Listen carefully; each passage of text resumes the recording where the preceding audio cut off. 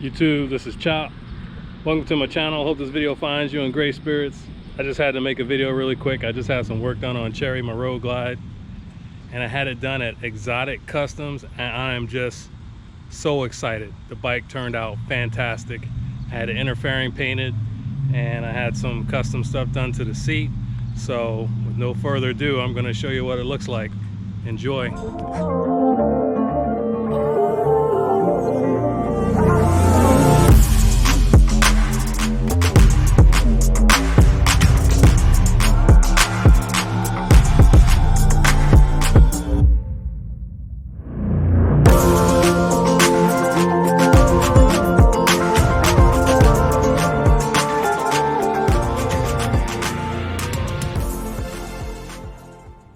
So there you have it. Again, Xotic Customs right here in Lincoln, Nebraska. I'm gonna put a link down below with their name and maybe their Facebook page or whatever I can, because these guys did an awesome job.